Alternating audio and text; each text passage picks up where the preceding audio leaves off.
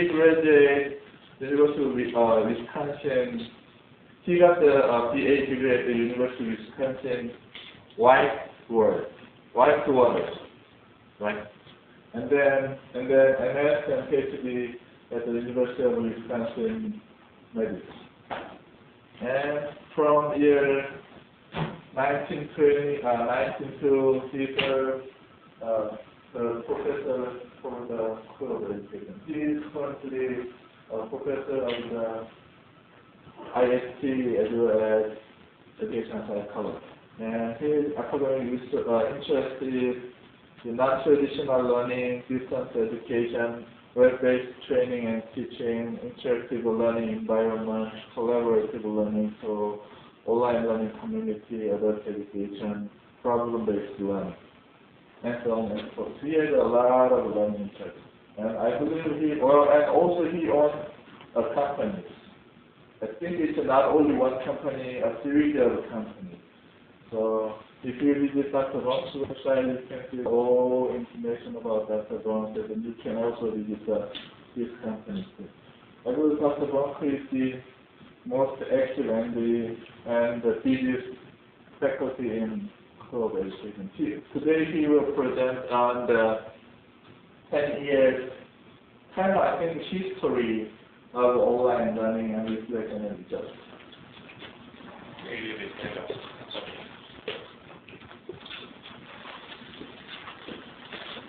I'm just going to exit out of here for a second and come back in for a couple of reasons. One is Scott's still trying to find a microphone that will work here today, so he's off finding a new clip, so I'm delaying for a second or two while Scott's doing that. I turn off this little microphone here just so we don't have, this is being streamed up, so I'm not sure, but it's just, let me see if I can get this stable. So we're going to be switching back and forth to some things. I'm also wired to this computer. I like to have my laptop so that I can be running around with my wireless, but we're going to be linked up to this particular computer. Phil mentioned that I went to Whitewater. It's been in the news lately. A few reasons it's been in the news. One undergraduate student who's entering his 13th year there, and he's been on David Letterman and many other talk shows about finally finishing, or maybe finishing this year. We're going to get something to, okay. Phil mentioned that I'm busy. I'm never busy. Try and delete that word from your vocabulary. You don't want to be busy. Kindergarten kids are busy. Adults are engaged in the moment. You should be enjoying what you do. I guess while Scott's doing that, and this is being streamed up so people from my class can watch later, we should go around and just say, Snape, Vincent's here, who was in my class last year from Language Ed from Thailand. Is that working? Can you hear that? And then your name is? Nicole Harlan. I'm a rookie in the PhD program. A rookie, right. Need rookies. I'm Nicole. And I'm Courtney Wilson, another rookie in the master's program. Masters. Are you in the master's program too? Okay. So Courtney and Nicole. And and what's masters? Okay, coming from where? From South Korea. Great. Glad to have you here. Yeah, I've got a lot of colleagues from South Korea. The next week, Friday, my book comes out on blended learning, the handbook of blended, and the chapter from Korea is in there, from Dr. Okwa Lee at Chungbuk and Dr. Youngwook in from Hanyang Cyber. So, been to Korea a few times. Well, maybe we should get started now that I am hooked up, and maybe we can switch back and forth. I've got a little screen here that I'm looking at. You don't see it. You see what's on that particular screen above. And I'm not sure if you can see that well enough. We can dim the lights a little bit here, and maybe that would be slightly better to do. Let's see if not that dim. So Scott would just leave, wouldn't he? We have two choices here: dim and full. So there's full. There's dim. There's got to be an in-between here, so hang on a second.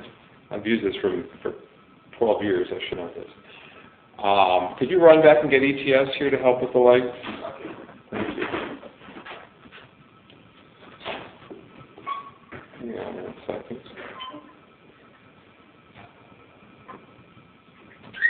I know that's much better to sit that way.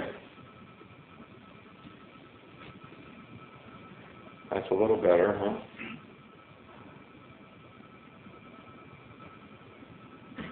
That's too much. Okay. Well, we'll go with this setting for now, although that's not that readable. Okay. See how this works. So I call this just a lot of bonk, 10 years of technology research results and reflections. And the reason why I called it that, and you'll see the reasons why in a few minutes. I was asked, I've been given about 108 talks this year, and this is the worst talk I gave in the whole past year, so just be prepared for that. I gave this talk sort of in Illinois in May after doing a keynote on e-learning, and they asked me to talk to their administrators about research on e-learning. And I said, well, I can talk about my research on e-learning, and they said, that's fine. When I got to the room, however, there were a bunch of administrators in the room who didn't want to hear about my research on e-learning. They wanted to hear about how they should evaluate e-learning at the University of Illinois and more programmatic kinds of research, which I wasn't prepared to present on at the time. E-learning benchmarks has become a huge issue today. What are the factors that we look at to analyze the effectiveness of e-learning programs and universities that have made e-learning their part of their plan or their mission or their vision? Again, I wasn't ready to talk about that. That wasn't what I talked about. I ended up switching and talking about my own research, and I think they were all bored to tears. Well, I'm going to do the same thing to you, but hopefully in a different way. I've changed the talk around, so it's not going to be the worst talk I've given all year. I'm sure that one in May is going to stay as the worst talk. This will be at least slightly a little better than that talk, but we'll see if you agree or not. When we talk about, and we're going to cover about, my entrance here came about 1992, and so this building was built in 1992. I came when this building opened, so I came with the building.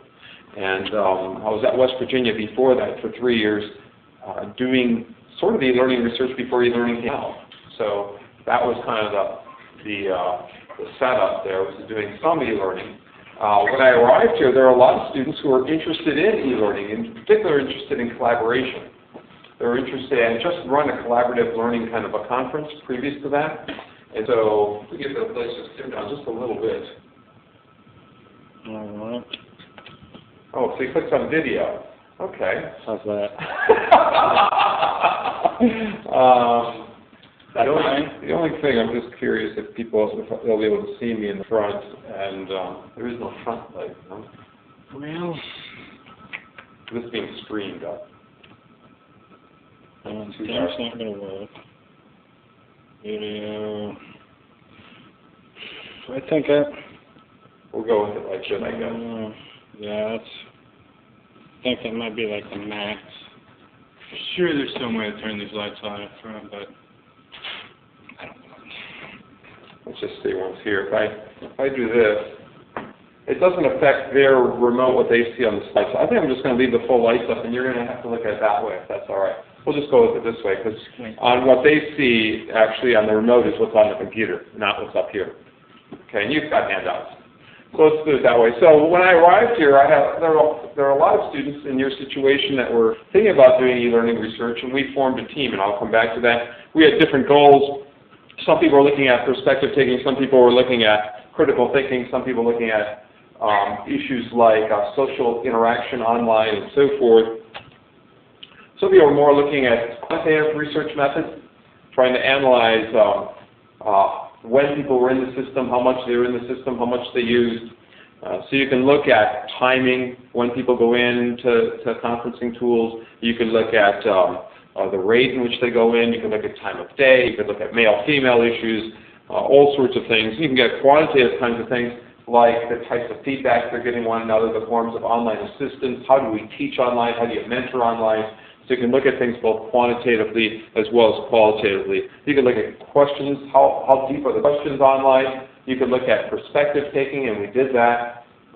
In this summary of 10 years of research, by the way, I'm only covering about a third of the research that we've done. I just pulled up some things. But one of the things I'm not going to talk about is some of our research on perspective taking, where we had Arctic explorers at the North Pole holding up the ice flag and kids in school all around the world asking them questions about what they were doing. And we looked at question taking and interactions, those kinds of things. So who wants to hear about the research? Sure, you all do. There are 10 stories that we're going to go through. What I'm going to do, like Tiagi did last year at this colloquium, I'm just going to read through the numbers. I'm going to read through the numbers 1 through 10. And so you can decide which number you want to hear. Okay? So here are the numbers on the screen. Number 1, from 1993-94, peace, dude, hop off the return key and save me some stress. Number 2, what if Vygotsky had lived to 100? Number 3, do not ride your bike to work. Number 4, look out for the Russians. Number 5, do you believe in the power of sharing? Number 6, do you want to be target practice? Number 7, you were in, but you were never there. Number 8, who needs a ticket? Number 9, where is Disneyland? And number 10, data at your fingertips. So, which of those 10 stories would you like me to start talking about today? Pick a number. Disneyland. Okay, let's go. She wants to go to Disneyland. She's thinking about Disneyland already. Well, the Disneyland story is this. So each of these research ones, I'll start off with a little story. I was in Copenhagen two years ago in Copenhagen, and I had been trying to summarize all the survey research I had been doing on e-learning.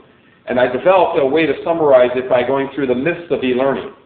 One of the ways to go through the myths was to go through what I call the 10 mini-myths of e-learning. And where I get someone to be Minnie Mouse, and I dress up in a full costume as Mickey Mouse, and we'd go out on stage and go through the 10 myths of e-learning. And I talk like this, I'm Mickey Mouse. And I'd have the full suit on, and someone would come out. Well, I was in Copenhagen, and we had the Cisco Networking Academy in the audience from Europe, Africa, and the Middle East. And the people from Western Europe understood exactly what we were doing. The people from Eastern Europe, it went right over their heads, and they didn't understand a thing we were saying. People from Africa and the Middle East, I'm not so sure, but they were smiling nonetheless. The reason that Western Europeans understood is because Euro France was there. They had been to Disney before, and the Eastern Europeans had not.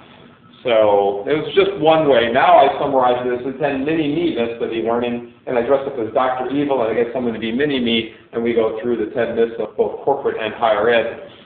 We've taken the 99-second Tiagi challenge and done 10 myths in 99 seconds. I'm going to just go through a few of these myths with you. I just brought a few just to give you a sense of some of this particular research project. And I'm switching back and forth to the slides here, see. So one of the research projects we did was in 2000. We looked at the state of e-learning in higher ed and the state of e-learning in corporate.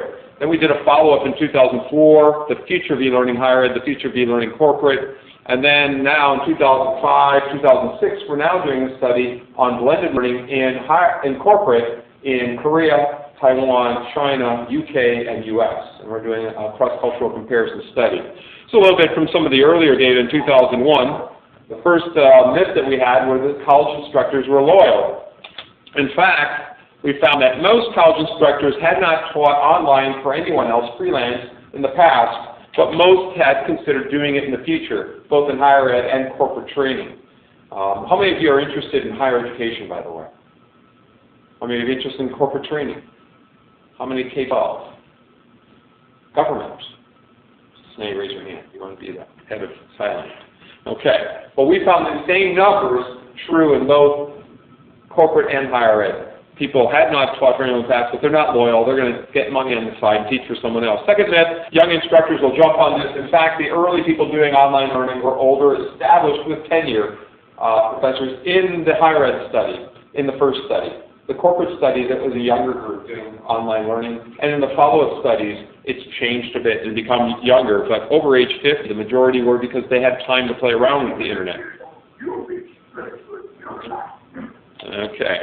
And male-female issues. In the early study, it was dominated by males, 60%, 70% males. In the follow-up study in 2004, more females than males. So there's been a switch in online learning in both higher ed and corporate. They're not using sophisticated technologies. They're using what works, chats, discussions, file attachments, and so forth. There's been a series of studies besides ours that shows that to be the trend. Faculty need a lot of support. They don't just, if you know anything about college faculty, they don't just need a little bit more training.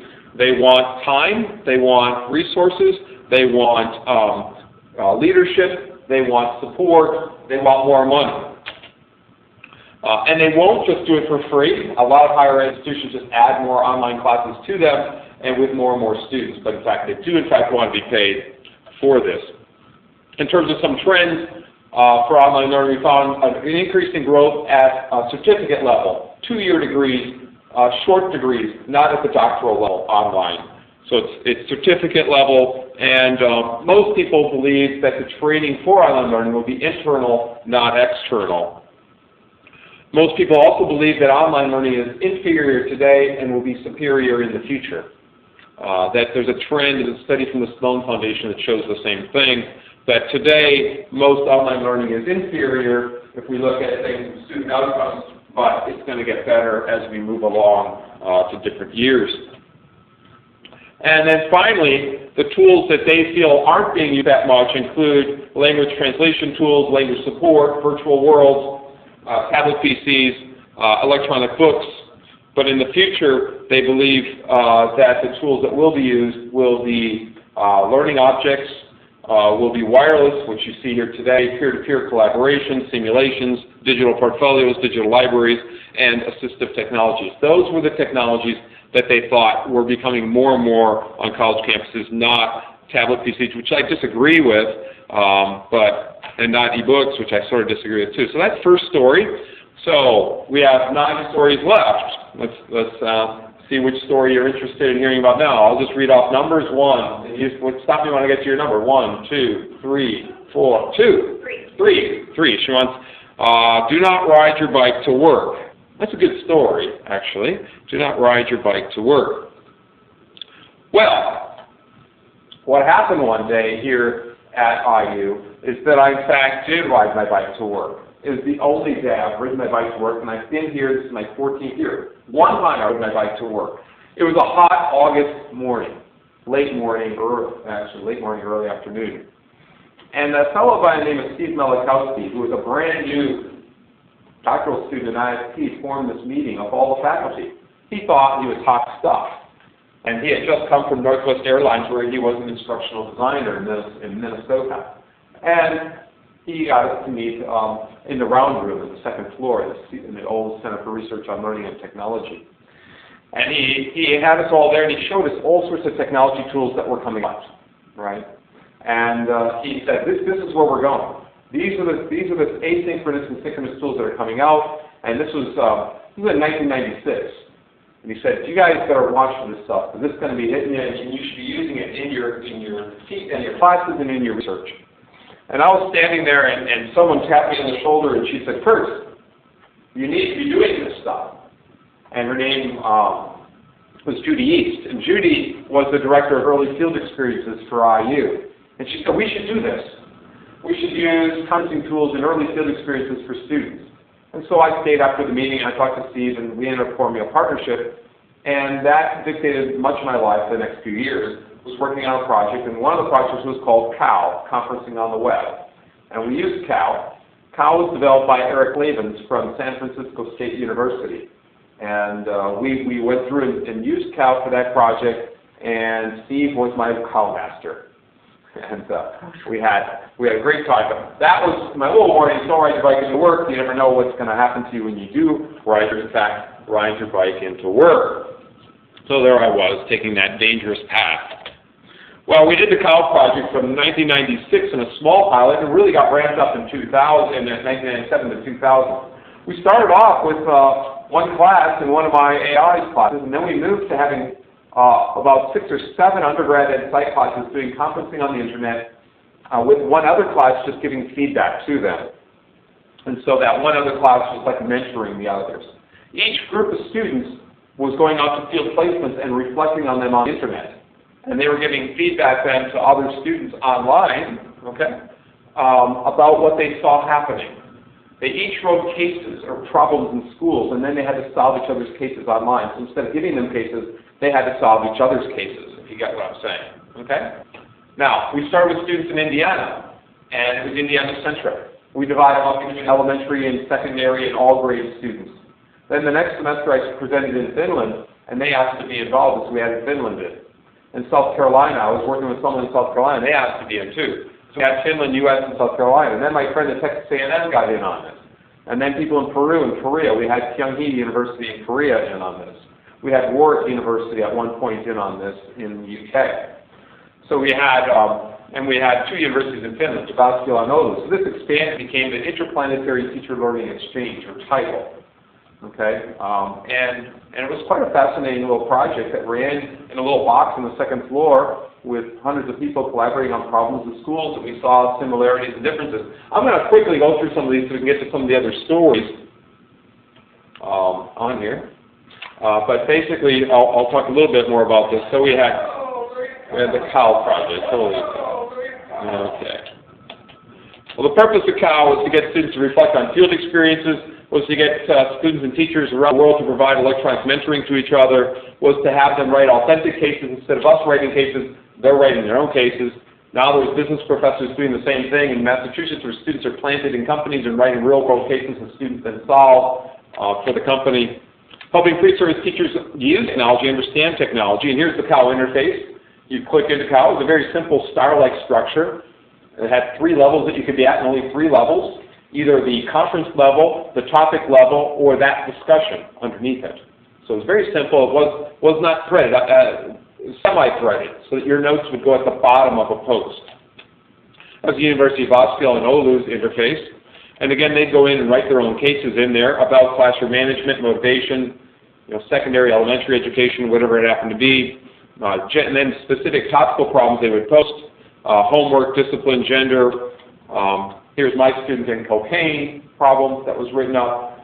Here's a student saying, I befriended someone in the school today, but that student, or last week, but that student didn't show up today for class, and I was wondering why that student wasn't there, and she was doing student teaching, okay? Well, the teacher said, well, that student's under house arrest for cocaine, don't worry, she'll never amount to anything.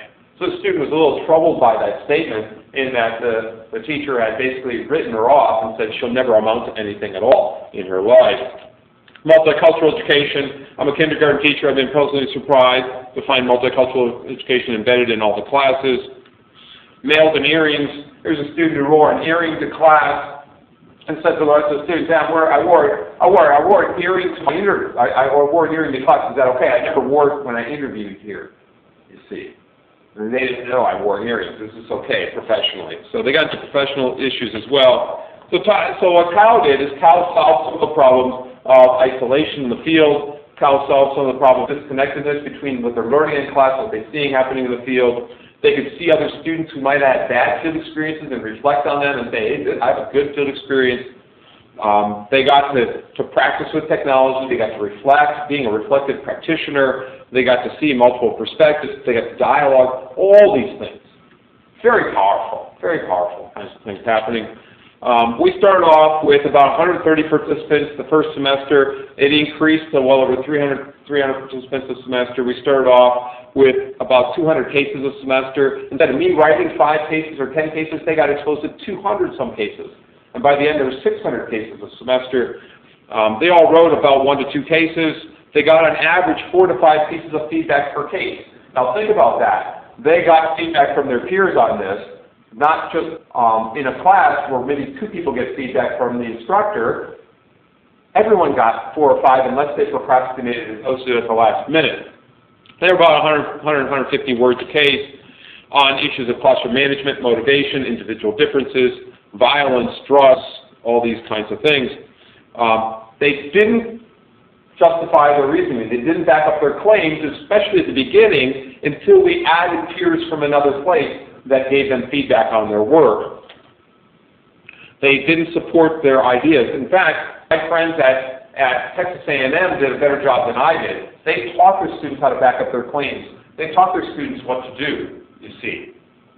And that was very beneficial to them in that was helpful in them citing concepts from the book. My students looked dumb to the students at Texas A&M, and I was surprised by it. They were reading the same book. The students at Texas A&M are actually citing things out of the book. So we did a series of studies that got published in 98, 99, 2000, 2001, still getting published. We also looked at scaffolding online, or how to assist in learning online, Do we model good ideas? Do we directly instruct online? Do we question? Do we give feedback? What do we do? And we analyzed that and found that very little direct instruction happens, very little modeling. It's hard to model a math problem online. But what happens is you give feedback, you acknowledge people's points of view, you encourage them, you acknowledge them, and then we provided, as a result of that research, a template for people on how to give feedback to one another. Transcript results, we found 31% was social acknowledgments, 60% was unsupported claims. In terms of scaffolding, 24% was feedback, 24% was suggestions, 20% was scaffolding. Real general mentoring, facilitating, tutoring. Not much direct instruction, or not much low-level questioning. We interviewed students, what happened here? And they said, we look dumb to our foreign peers. The students in Korea are much smarter than us. The students in Finland especially. The students in Finland were going to teach English as a second language. They found that Cow was real good because it got things into real life situations. They could connect to their textbook and see many perspectives. But it didn't provide always the structure they needed to turn in things on time. Okay.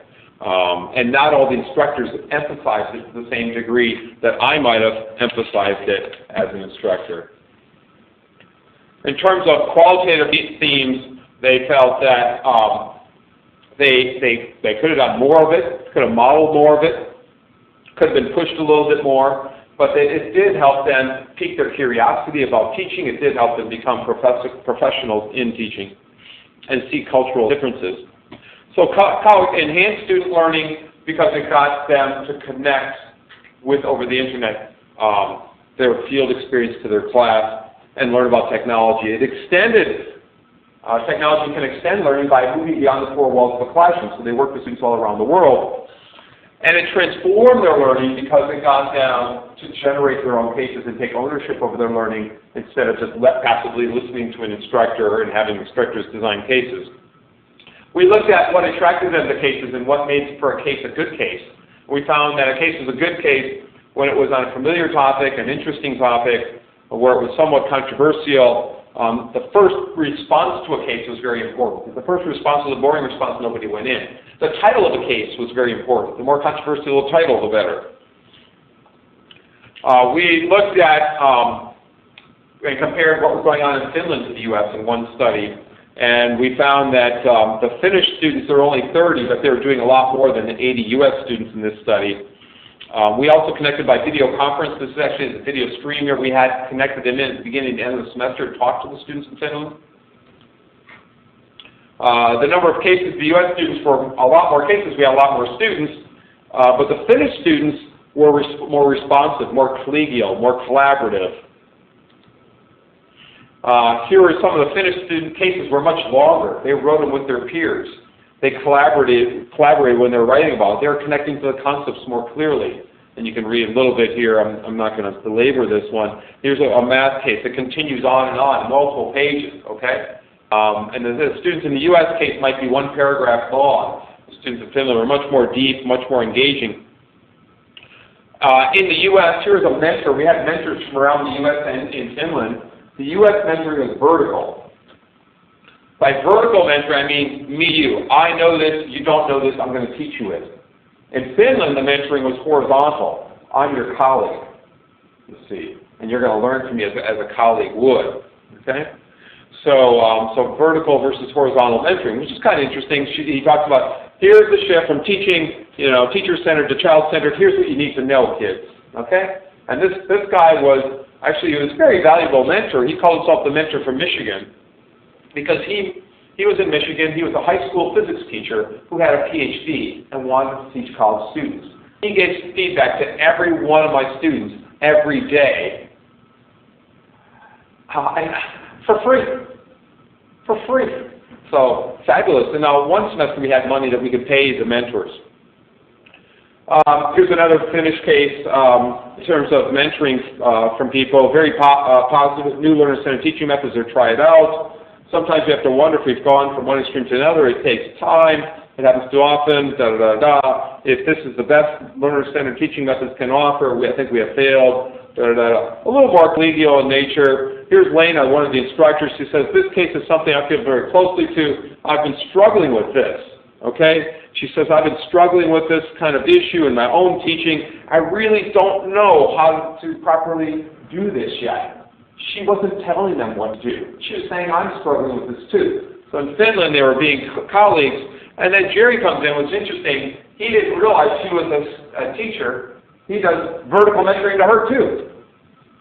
The U.S. is very much into, I'm going to tell you what you need to know, and you're going to listen. Okay? You're right about finding the right teacher, but remember, being a teacher is not setting on style the first year and keeping it for the outstanding teacher continually grows, so Lena, continue your quest. She responds back, well, Jerry, you're right, pointing out, oh, thank you very much. I didn't mean it that way. So she's trying to become collegial with him, okay, which is kind of interesting.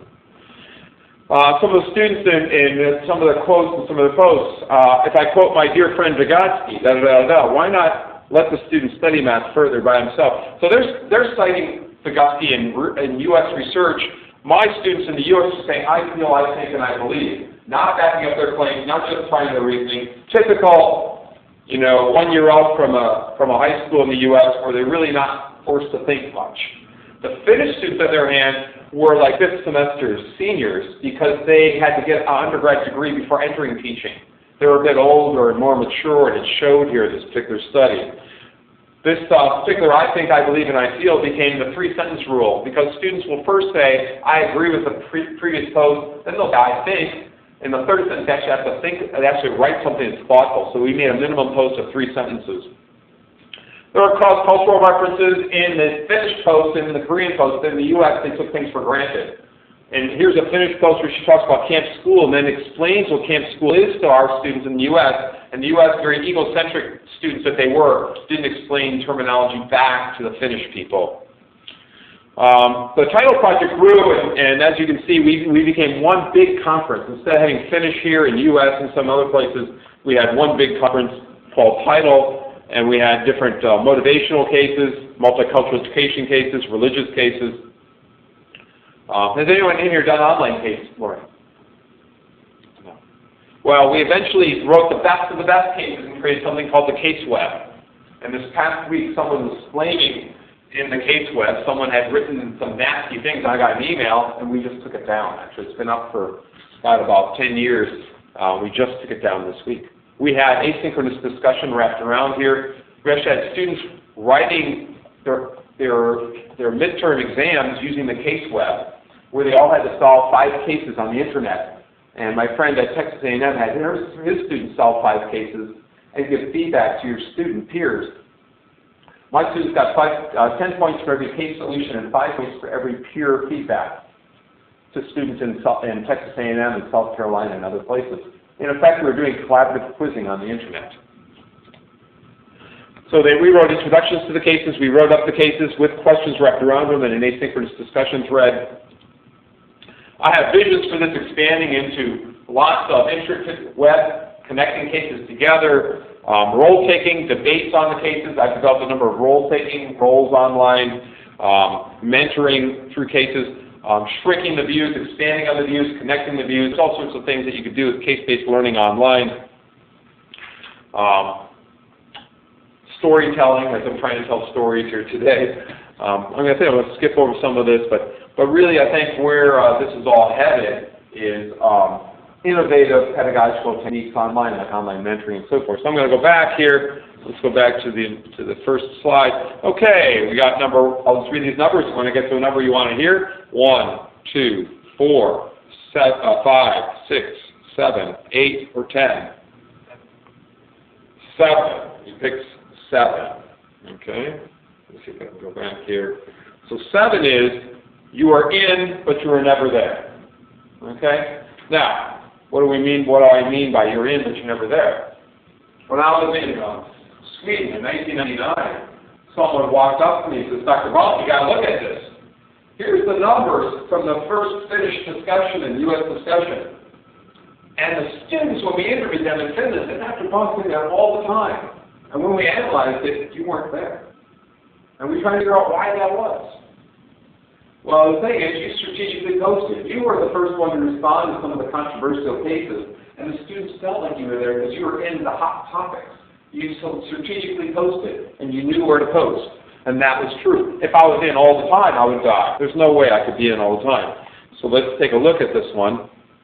Let me go back to the slides here. Number 7. You're in, but you're never there. Kind of like the invisible man here. Okay? In, but never there. Well, we did additional computer conferencing work in 2002 and 2003 to actually expand on what those students found in Finland. We expanded to the Korean population. I'm sorry, miss, you walked in late. What's your first name? In the back? Behind? Bonk? And from where in China? Mainland. Okay, good. So we've got 2 people in here from Korea, one from Thailand, one from China, and then what countries are you from? What state? Oklahoma. Oklahoma. Native Hoosier. Indiana. Well, I'm talking to Oklahoma people actually right now about stuff. And I've been in Oklahoma a couple times this year. So, okay. Good place. So, who's done cross-cultural research? Anybody in here? Okay, well, let's take a look at cross-cultural research. If you go back here, so you got the flag of Korea, flag of Finland, flag of U.S. there, okay?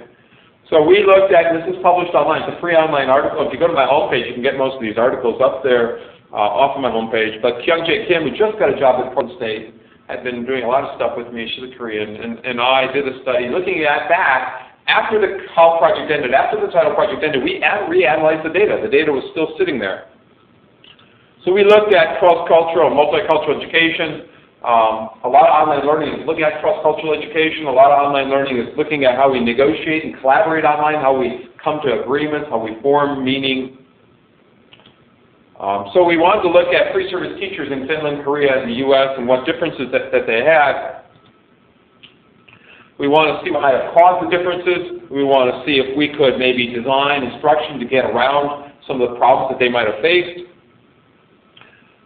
So we looked again at the CAL project from 1998, in the spring and fall of 1998. In the spring we had just Finland and the U.S., and in the fall of 98 we added Korea in at Kyung-Hee University.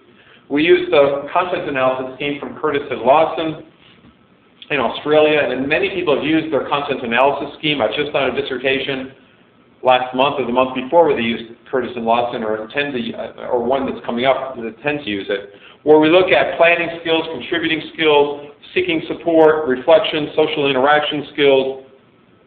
And we compared Finland and the U.S. and found that the number of participations per participant, Finland was posting more per person. Korea was posting about average in between. We are looking at the average number of posts by students and by instructors, who was posting in the forums. If the instructor's in too much, which means typically more than 20% of the posts, students typically sit back and listen to the instructor, so you shouldn't be in too much. So we're trying to look at that kind of issue. We're looking at where were the posts coming from? Were the posts going from there was a separate Finland conference, Korea conference, and U.S. In the U.S. conference, were there mostly discussions coming from the Finns, or was it coming from the Koreans, or was it coming from the U.S.? So who was posting within the different conferences? Then we looked at these particular skills of collaboration. Were they doing planning, contributing, seeking input, and so forth? And you can see that most people were just contributing information, but that the U.S., more than the Finns, were seeking input from other people. They weren't doing a lot of reflection. They weren't doing a lot of social interaction online. Then within contributing, you can subdivide it up into different codes. SK, for instance, stands for seeking knowledge. Okay, so that's a simple one there. That was the majority of ones there. In seeking input, relates to feedback, providing feedback. You can see some of the different codes there that are in there. In effect, there's a fairly low participation in number by instructors here, but that's okay. That means that the conference was running on its own. It didn't need much input from the instructors. So that was actually a good thing that we found. There are cross-cultural differences in seeking input, in reflection, and in social interaction. Now, if I was to tell you that there are 3 kinds of things happening, one of these 3 groups was very theoretical. And we have 3 groups, Korean, Finland, or U.S. Which group do you think was theoretical? One group is very social, and one group was very pragmatic. Which group was social? Which group was theoretical? What? And which group then was social? Pragmatic. Which group was pragmatic? Yours was pragmatic, he's saying. You agree? And the first one, social, he says Korean. That leaves the Finns to be the theoretical, right? You agree? Everyone agrees? It's the first group that got it right.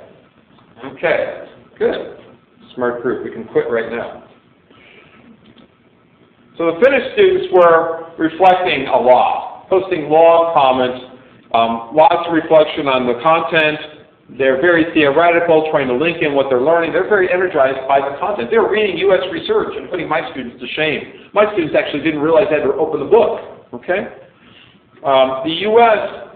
was feedback seeking and feedback giving. They wanted to solve the problems and be done and move on. Very task driven. Let's get this sucker done and move on. Okay? Okay, one day I came to teach the class and 20 students were very quiet. They seemed all right, da-da-da-da-da. How involved should I get? What should I do? They wanted answers. U.S. students want answers. They don't want to deal around with theory. They don't want to socialize. They just want to get done. Here's the Koreans. They're all socializing. You know, all the Koreans are work hard, play hard, and they're all thinking about playing hard, you know? That's the way their culture is. I like a cup of coffee. Maybe this may be a new thing. Very relaxing. It must be. You know, I heard about this Psy World or something like that. Some kind of in Korea. Oh, everyone's doing. 90% of people. I was on there yesterday looking at Psy World. Very social world. The Koreans love the social world. Yeah, I know about this stuff. Sister Sunny, take care of yourself. I hope you help and good. You will be good soon. I'm not accustomed to this conference either, but there's a good chance I'll participate. Please cheer up. Please cheer up. That's what the conference was about. The Koreans were social because they were worried about their English skills or lack thereof. The Finns didn't have to worry about that. They're going to teach English as a second language. So that wasn't the concern of theirs at all. The U.S. students, they should be concerned about their English. They weren't. But the Koreans were socially supported. The reason they're social is not because they're going out drinking coffee. It's because they're worried about participating in a conference where they didn't have the grammar skills that the other students had. Okay? So that was the difference here between among the students. And it got into other social issues as well, naturally. Low context communication focuses on explicit verbal messages. In the U.S. and Finland, most Western cultures, very low context. High context cultures are Korea and most Asian cultures, China, Korea, Thailand, Singapore. Very high context. Emphasis on intention or meaning is conveyed through context, social roles, positions. So that's some of the difference here between what was happening and maybe why they're more social in the Korean conference than in the U.S. conference. From a qualitative finding, the U.S. was action-oriented, seeking results. The Finns were more focused on and reflective and theoretically driven. The Koreans were more social and contextually driven. Here's some more Korean students. So sung in as a member of the group member, let's try and be active in every process during class, and I'd like to know more about the problem of geometry education to some students if possible. Tahara, thanks for your advice. I'm doing the best for the conference. I'll study hard. To sung in, we have some misunderstandings to each other, probably hoping to do a language gap. I didn't intend to judge or insult you, but you seem to be too serious. So, very polite, didn't want to upset one another, you know, just exchange. So some of the implications. Instructors have a key role here then in designing online instruction, right? And thinking about the context of the culture. If it's more of a high context culture, you might want to have more social icebreakers on the front end, more coffee houses and cafes and sci worlds and blogs and places where students can have their personality displayed within them.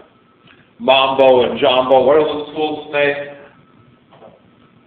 All those content, Mambo and some of the other ones that accumulate all your content, including your blogs and your pictures and Flickr and all that stuff.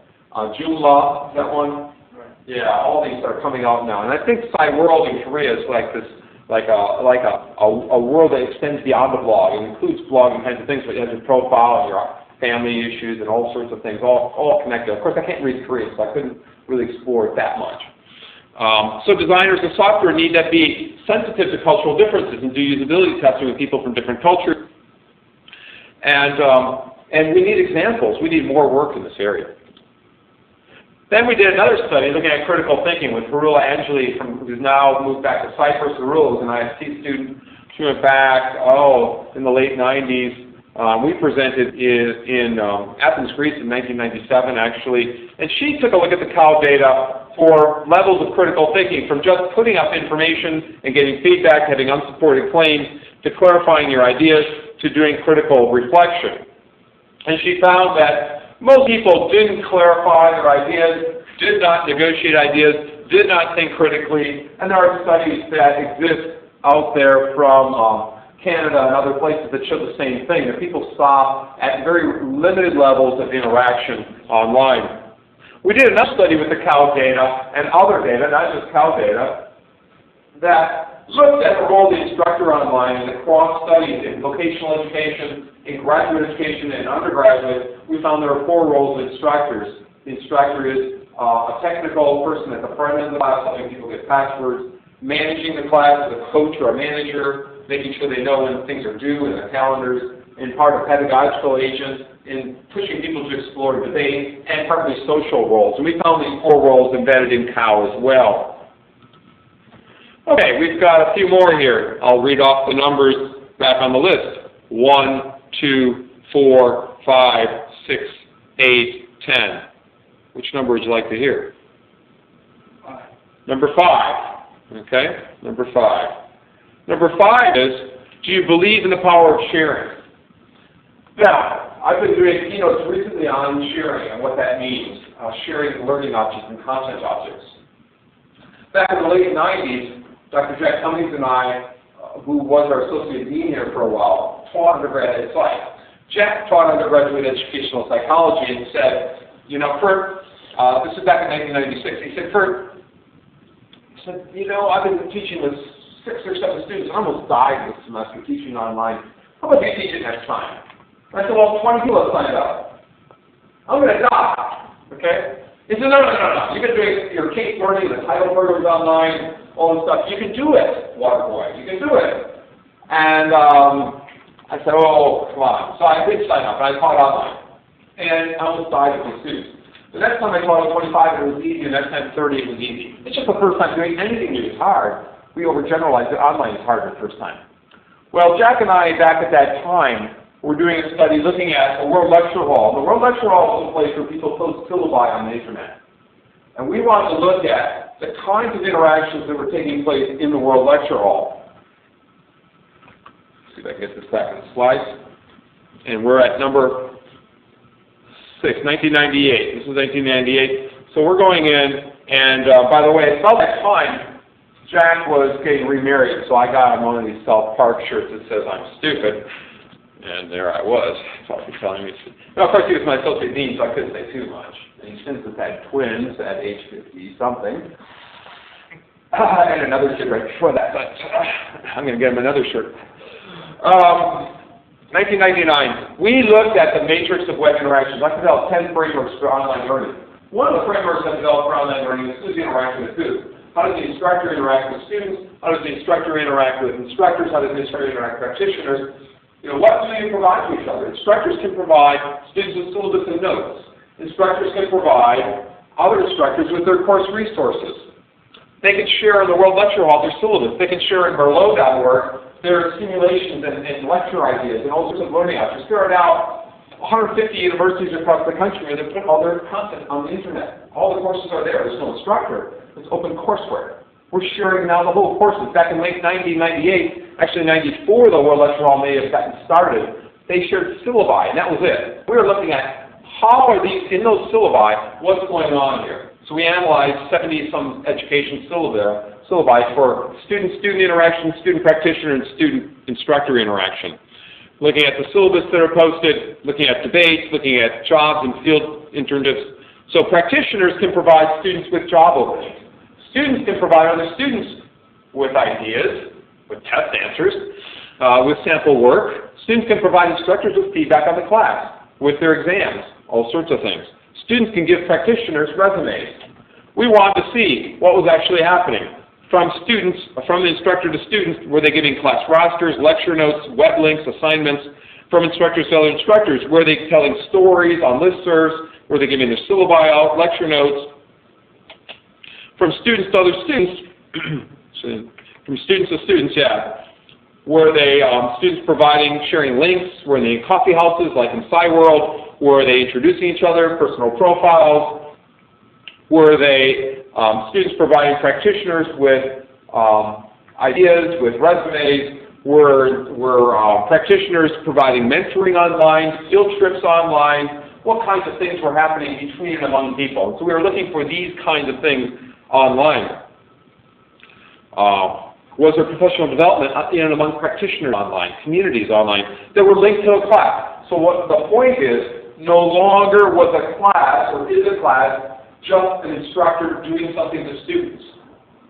Now we're entering an age where a class means many things. A class is anything in that learning environment. In fact, we have to take a whole new perspective. Learning is about learning environments today. So what's happening in learning environments online? Okay, so we're trying to get a sense of what's going on in these classes, and we analyzed them, and we found that people were taking advantage of instructor-to-student kinds of things, like putting their schedules and assignments online. Instructor-to-instructor, putting your syllabus online. Almost everybody puts syllabi online, but that's about it. Instructors-practitioners, however, about 3% were giving some online tutorials to get practitioners up to date on the content, for instance. It's students-to-students, online discussions, personal profiles. You can see personal profiles about 10%, discussions about 5%, outside course discussions. About 65% had within class discussions. So you had class discussions that might happen within your class, not with students from other countries. From students to instructors, you can see 6% were doing journal reflections, kind of like blogs back then, but people weren't really doing blogs back then. And you can see some of those numbers. But look, from practitioners in the bottom are the students, 0%. Online field trips from practitioners, 5%. Very few were utilizing the power of instructors. So this notion of sharing online was not being utilized in these classes. That trend has changed. That has definitely changed. If we were to redo the study, and here's a possible study for someone looking to do something. You can go and do the same study, replicating it at the World Lecture Hall or at Merlot, with syllabi that have been posted in the past year, and see whether or not these particular items have changed. It'd be a simple study to do, and it'd be an interesting study to do, to see what, basically content analysis, and to see whether or not times have changed, or not. Okay, let's go back here. Okay, we've got number 1, peace, dude, hop off and return key and save you some stress. Number 2, what if the guys can live to 100? Number 4, look out for the Russians. Number 6, do you want to be in target practice? Number 8, who needs a ticket? Number 10, data at your fingertips. What? Number 6. Number 6 you picked, do you want to be target practice? Good one. I was at Fort Knox. You know where Fort Knox is? Have you heard of Fort Knox? Fort Knox is where the gold is for all the U.S. Down real close to here in Bloomington, actually. You can drive there in a couple of hours and get down to Fort Knox and be a very rich woman and go back home. Okay. Fort Knox, back in 1999, I went to the Wisconsin Distance Teaching and Learning Conference. And someone was in the audience there, and he saw me do a talk, and Dr. Duffy at the time was being asked to become a fellow within the Department of Defense and Army Research Institute.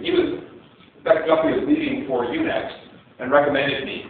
And he recommended me to this guy who was at this conference in Wisconsin. And I did a couple of papers for them on kind of teacher e-learning and online conferencing and so forth. And we not only wrote white papers on where e-learning needs to go, we analyzed all sorts of analysis schemes for looking at discussion online. But we mapped out 20-odd, 30-odd studies that the Army could do. And we did a study. And one of the studies we did was looking at the National Guard being trained to be captains in the Army. And so when we went down to Fort Knox for the study to interview the people in the program, I told Bob, I said, I'm going to go running the next day. And he looked at me and he says, you're not going running the next day. Why wasn't I going running? Because I was going to be target practice. You don't go running at Fort Knox. You will become target practice. Okay, let's take a look at these slides here on target practice. So there I was, target practice. We did it, and this is free on my website as well. You can get this article on applying collaborative e-learning to the military. we looked at what are the research gaps. And at the time, back in the late 90s, some of the research gaps, and by the way, when I have dates on some of these stories, some of these projects extend for years, so there's different dates embedded in there. Online debates, online moderation, student perceptions of online learning environments, which we've done studies of, learning communities, critical thinking, mentoring. These are some of the things, motivation, attrition online, retention online. These are hot topics back in the late 1990s, early 2000s. They still are today. Now today, things like social presence is more of a hot topic, and the use of learning objects and digital repositories and things like that are more hot topics today. We found some things in doing some of our work in summarizing all the research that was out there. Things like online learning can confuse people, online tasks can overwhelm students because they had never done them before, and we wrote a paper about problems of teaching online and solutions online. How to get people to back up their claims, how to form communities online. We also looked at the benefits of online learning and the implications, and we published an article on that, such as shy students and Asian students in particular open up more online, discuss more online, the fact that students are not off-task all that much online, they're very focused, almost too focused online. We found various things in our research. Then we did a study. And we looked at the Captain Career Course in the National Guard. They were in the VTOC, Virtual Tactical Operations Center, VTOC. In the VTOC, they had 7 rooms they could enter, okay, that they could go and have synchronous chats with their Army buddies, and e-learning wants them. The e-learning has formed the eArmyU, which the eArmyU has grown from 10,000 students in the first year, 20,000 in the second year, 40,000, I don't know where it is now in the fourth year. It's exploding. The people in the Army and the military get free laptops, free courses if they take 4 or so more courses a year, or over 2 years. They have to complete 4 more courses. They can keep their computer. If not, they have to give it back.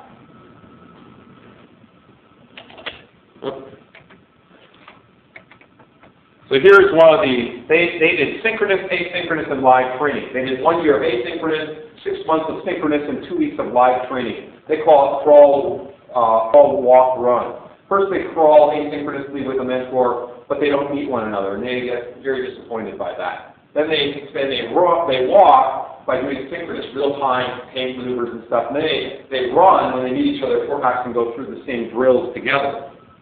So this is one of the synchronous classrooms, 4 of the synchronous classrooms all around the U.S. for National Guard training, trying to have them become captains. And actually in my afternoon class, which starts in a half hour, one of my students is just going through this, and he's being called off to Iraq, Afghanistan, or Kuwait. Actually, he's about ready to leave. So you go into the learning management system in there, and you have 240 hours of asynchronous training, then 60 hours of synchronous, then 120 hours of residential training. And the asynchronous is on your own, self-paced, sort of. And the problem with that asynchronous is they weren't meeting one another, so they were dropping out. There were heavy dropouts. So they switched to 2 weeks of asynchronous, 1 week synchronous, 2 weeks asynchronous, 1 week synchronous, and that solved a lot of problems. They'd have some 3D world maps over the top of some of the screens in there, so they get some of the tactical maneuver training with like these John Madden Monday Night Football templates that lay over your TV so you can draw on them and show where you're going to explore. They'd have little whiteboards, and everyone was their little avatar, little man in there, and you'd say, oh, come on over to my room with your little avatar. Come on, we'll do my discussion over here kind of thing. So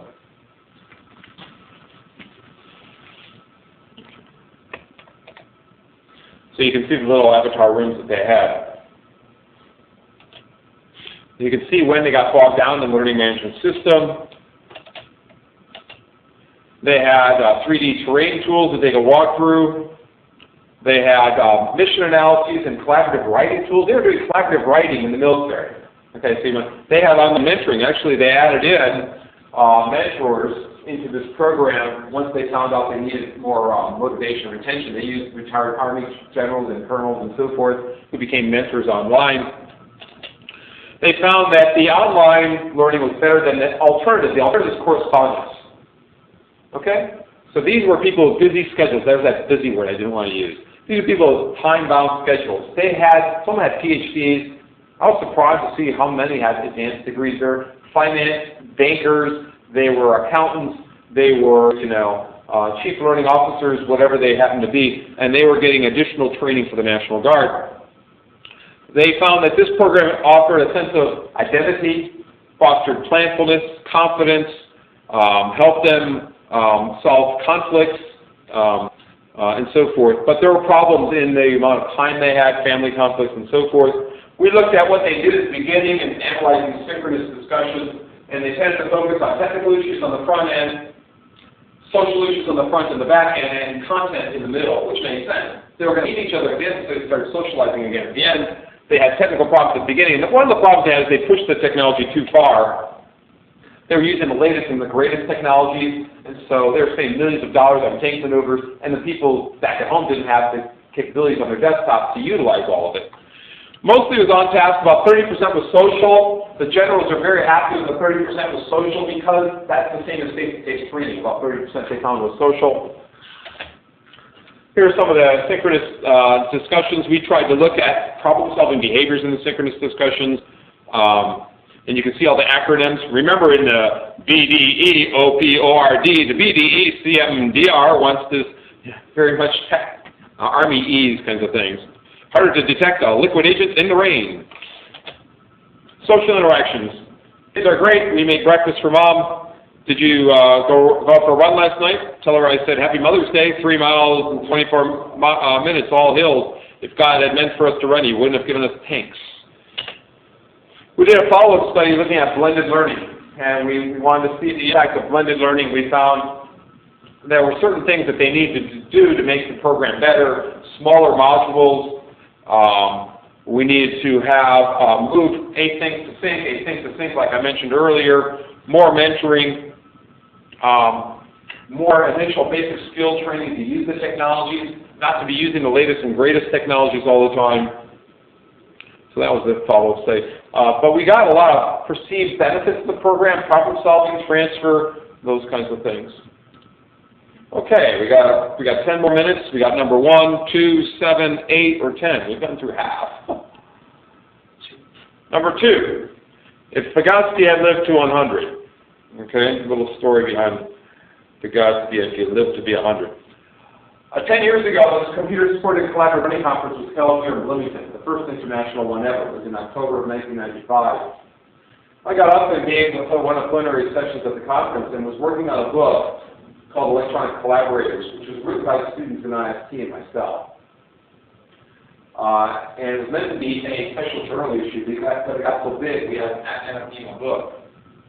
And I got up there and I was comparing then Vygotsky, and let me go to the slides here.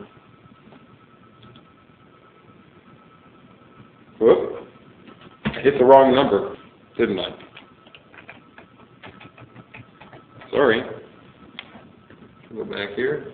I'm supposed to hit the number itself. What was that number? 2. Number 2.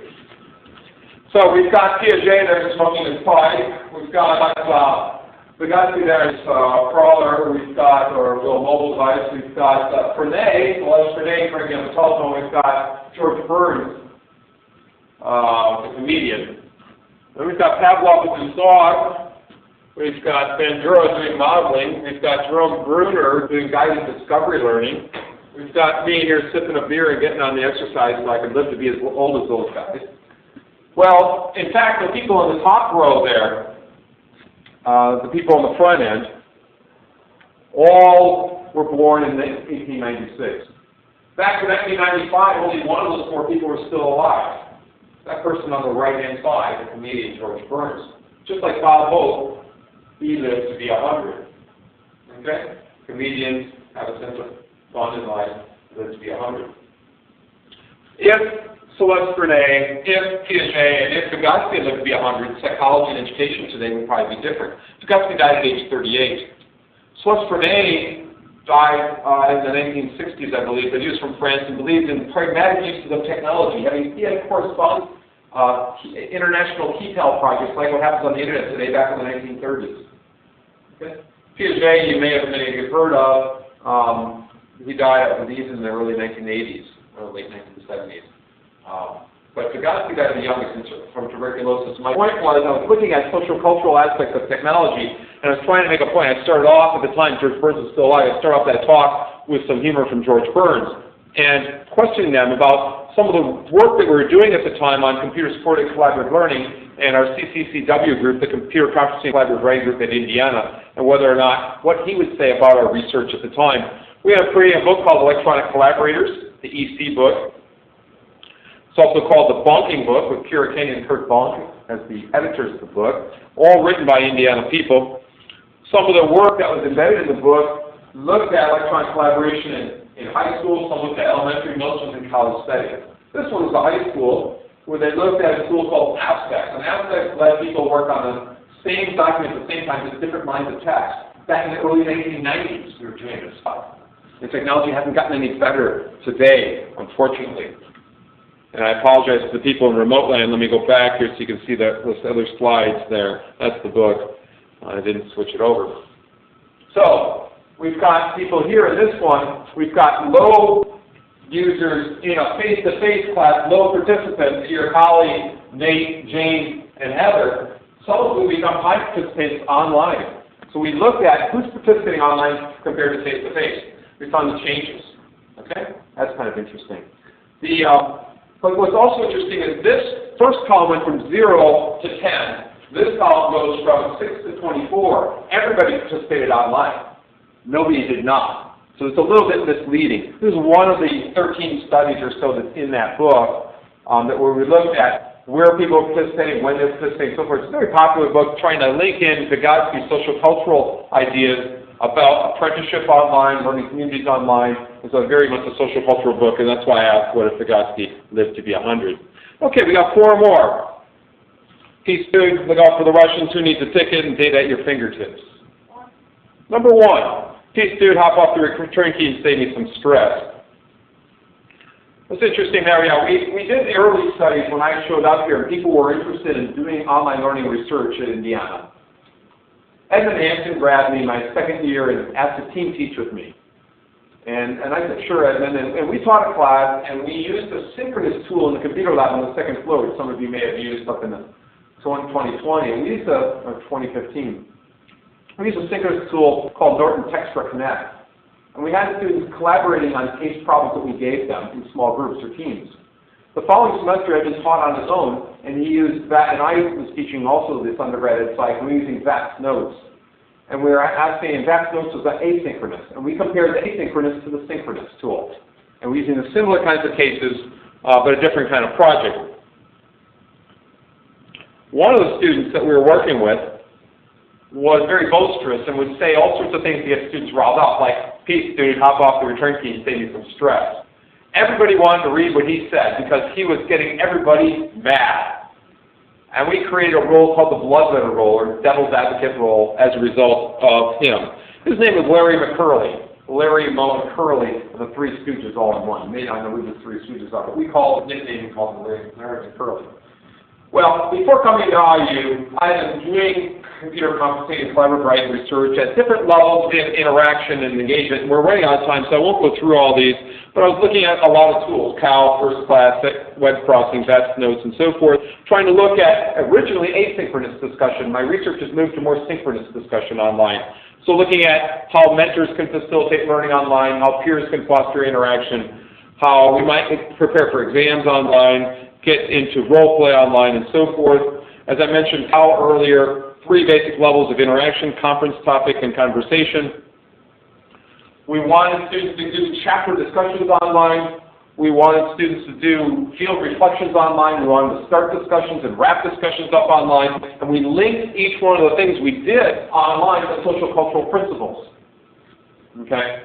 Online assessment, scaffolding, modeling, apprenticeship, and so forth, connecting to real-world kinds of experiences. In Cal, you could either be at the conference level, the topic level, or the conversation level. It had a hierarchy, so you knew, even with hundreds and hundreds of people, you could find your post rather quickly. Unlike threaded discussions, there's advantage to threaded, but there's advantage this way too. So the fall semester, we did real-time, synchronous. In the spring, we did delayed. And we had a web-based conference as opposed to an intranet-based conference. an internet on our campus. We moved to the web when we moved to the title project. We had groups preset by major initially. Later on, we had students form their own groups. We had teacher-generated cases in the initial studies in 1993, and later we had students form their own cases. We had limited mentoring from instructors, and we expanded the mentoring. So we looked at real-time versus synchronous. We had secondary education majors in foreign language, social studies, and so forth.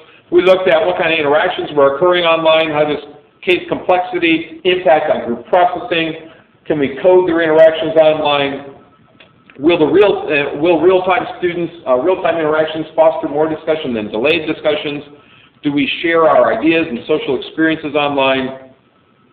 We found that delayed discussions, they wrote more, they had more time to think, they had more time to reflect. In the real-time discussions, they posted more. But they only read their own posts. They read what they wanted to read. Okay. We found it was very rich data, but hard to code. Students are excited about their work, excited to write and publish their ideas online, no matter which environment they were in. Some student domination, but not much. Minimal question asking and so forth, but very content focused, as you can see. In both studies, very content focused, but in the delayed asynchronous, there was more peer interaction. The delayed fostered more peer interaction. You can see, okay, Jamie, you're a slacker, just take a guess. How might you deal with these students?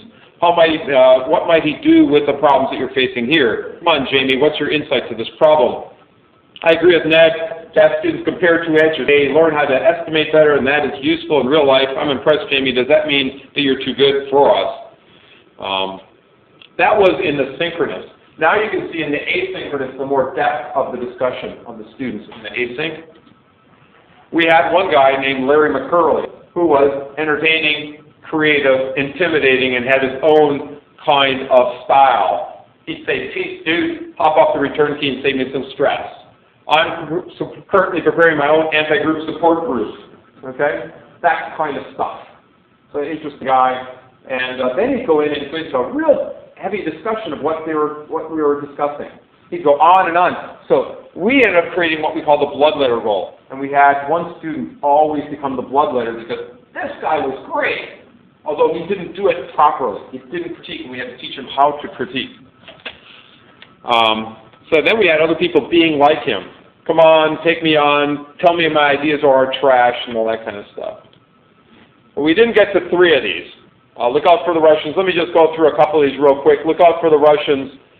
We did a study back in 1997-98, and we were in Washington, D.C. to present this study. And what happened was we ended up at the conference, and we were walking around the streets of Washington, D.C., and the Russians that we had been mentoring here in Bloomington for about 2 months previously and had gone back to Russia were walking on the same streets in D.C., and we got to meet up with them and talk to them about our research at this conference. Well, we looked at First Class, which is a tool before OnCourse. We used First Class at IU before OnCourse, and we looked at students who were starting discussion and wrapping. What was the impact of starting discussion or wrapping discussion? What kinds of interactions were taking place in this is First Class. This is a picture of First Class. Were students participating, engaging, interacting? We found that the starter wrapper technique was very valuable for students. Students were very interactive within the starter wrapper technique. They were reflecting metacognitively as well as cognitively and socially using this technique. Actually, we studied this 3 times, once with undergrads, once with masters, and once with doctoral. The undergraduates, we got to 90% in-depth discussions, the doctoral students at 67%, and the masters at 10%. Why did we get the master's students only get to 10% online discussion? Because they didn't want to read anything we told them they had to read. Undergraduates, they got to 90% because it gave them a structure that they needed. They need that sense of structure. The doctoral students, that's what they do. They read and they reflect. So we looked at cognitive skills displayed online, metacognitive skills online. We used what's Francois Henri's model of interaction online, looking at depth versus surface level posts. How much of the percent of the time was in surface level, what percent of the time was in depth. And we found with the graduate students that we had here, 55% was deep, plus another 12% at both surface and deep. So about 67 or 2/3 of the posts were at a deep level, 1/3 were at a surface level. We analyzed the interaction of who's interacting with who online, where does the discussion flow. We did a little kind of almost like social network analysis. We found that the first person, number one there, was a very important person. That was a starter. Everybody referred back to the starter. When the starter wasn't there, students didn't know what to do. And by the end of the semester, it was much more interactive. Students were formed more of a community online within this. Some of the general findings: the starter role was more important than the wrapper or summary role. Students' comments were more deep when the starter was there, naturally. And students are reading 6,000 words a week in the starter wrapper discussion. If we told them they were going to read 6,000 words a week, they would have dropped. But they enjoyed writing 500 words a week and reading 600 words a week. And I'll skip back to we have two left. Who needs a ticket? And data at your fingertips. Data at your fingertips is basically the online MBA program we're doing now, which basically looks at what's going on at IU in virtual teaming. And we've been looking at 1,000 students in the program. It started with 12 students back in 1999. And the reason I call it data at your fingertips, I can just walk down the street and get data. I don't have to go anywhere around the world. It's right here. There's a lot of cool stuff happening right here in the school of business. We've done surveys, focus group, content analysis, looking at the roles of the instructor, pedagogical, managerial, social, some of the problems within those roles of the instructor. Mostly they don't know how to do the social role. They don't know how to create communities. But overall, the program is very, very, very good. There are very few barriers to learning. A few that exist include lack of interaction, schedule, time issues, sense of community, flexibility of the faculty, reputation, excellent faculty, very much the strengths of the program. Students are very satisfied with the program. Just skipping over some of these things. Very little dropouts. We're finding about 6% dropouts. Face-to-face, it's about 5%.